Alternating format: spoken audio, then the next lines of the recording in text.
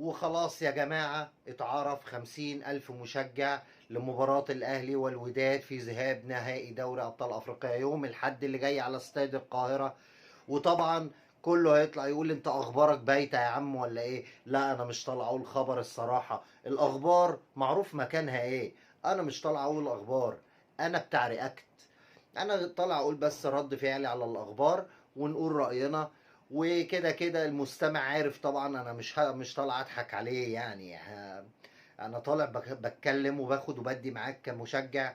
بنتناقش مع بعض في الحاجه. مش انا مش مصدر من المصادر يعني، انا زي الناس كلها بنسمع الاخبار وبنسمع كذا راي وكذا اتجاه. واحنا مشجعين بقى بنقلب الحاجه في دماغنا وكل واحد بيقول رايه وبيقول الرياكت بتاعه.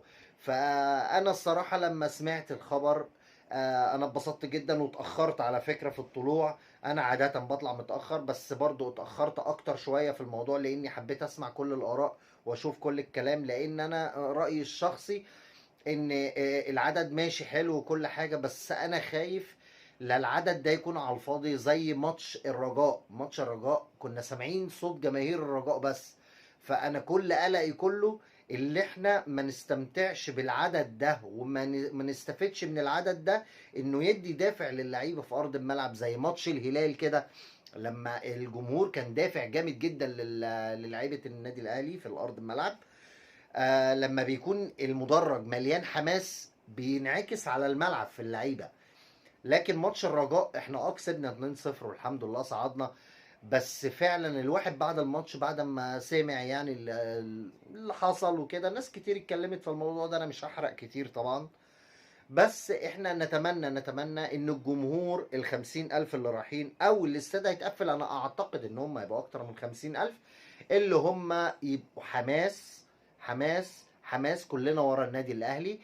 لازم يحسس اللعيبه في الملعب ان احنا وراكم.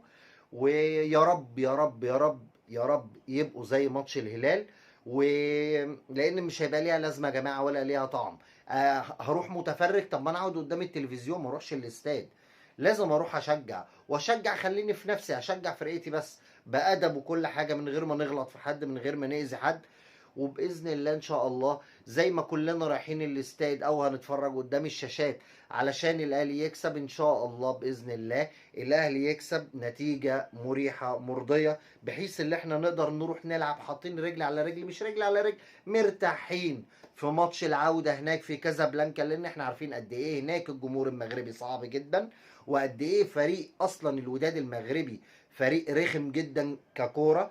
احنا طبعا بنحب الماتشات اللي زي دي، احنا بنحب الفريق اللي بيلعب كوره، بنحب الفريق التكتيكي، ما بنحبش فريق نمسكه نغلبه كده، ما بقاش لها طعم.